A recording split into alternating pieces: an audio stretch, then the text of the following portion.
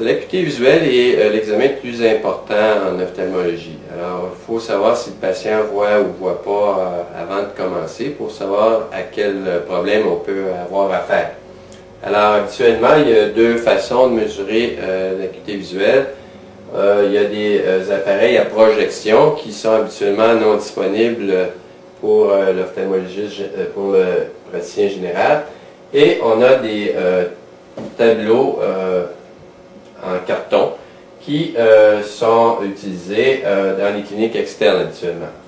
Alors ces panneaux doivent être vus à une distance qui est fixe, habituellement à 10 pieds. Et habituellement, il faut mettre sur le plancher une marque pour s'assurer que le patient soit à la bonne distance pour évaluer son acuité visuelle. Alors, si le patient se rapprochait du tableau, on aurait une meilleure acuité visuelle que le patient a réellement. Et s'il était plus loin, on aurait une sous-estimation de son acuité visuelle. Alors, il y a plusieurs types de tableaux pour mesurer l'acuité visuelle, mais en gros, il ressemble à ceci. Lorsqu'on mesure l'acuité visuelle, on peut, si le patient n'a pas de lunettes, on va le faire sans lunettes. Par contre, si le patient a des verres de contact ou des lunettes, on va lui demander de les mettre parce que dans votre cas, il n'y a pas d'intérêt à savoir quelle est la vision du patient sans lunettes. On veut savoir quelle est la meilleure acuité visuelle du patient. Alors, lorsqu'on fait ça, on va demander au patient de cacher un œil et puis il faut le mettre contre le nez et on fait lire les lettres du patient, au patient. Alors, on va enregistrer l'acuité visuelle à partir des dernières lettres que le patient aura lues.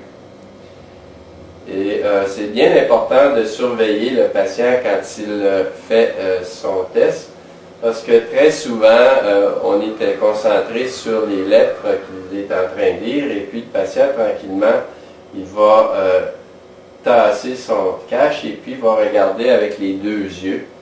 Et à ce moment-là, vous allez avoir une acuité visuelle de 20-20, alors que ce patient-là est aveugle de cet œil-là. Alors, il faut toujours vérifier que le patient a bien caché son œil.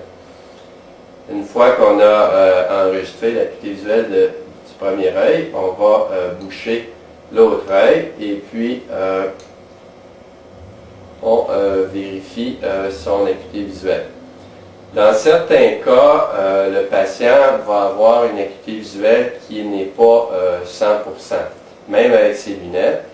Et à ce moment-là, on va vérifier si, avec le trou sténopéique, l'acuité visuelle s'améliore. Le trou sténopéique, c'est tout simplement une cache avec des petits trous. Ça augmente la profondeur de champ que l'œil peut voir et ceci va améliorer l'acuité visuelle du patient. Alors, on va cacher encore ton œil gauche et puis tu regardes avec les trous. Alors, très souvent, si le patient n'a pas une grosse erreur de réfraction et qui a une acuité visuelle normale, va réussir à avoir une acuité visuelle de 20-20 avec ce trou-là. Si le patient est très myope, on peut peut-être avoir une acuité visuelle un peu moindre à 20-40 avec le trou sténopéique. Surtout si le patient, lors d'un accident automobile, a brisé ses lunettes et que là, vous faites l'examen sans les lunettes, juste avec le trou sténopéique. Alors ici. Est-ce que je les lunettes? Ouais. Alors, lorsqu'on a évalué l'acuité visuelle avec les lunettes, on va l'enregistrer comme avec correction, soit CC, comme correction. Et si on a fait notre évaluation de l'acuité visuelle sans lunettes, on va enregistrer notre acuité visuelle SC, ciné-correction.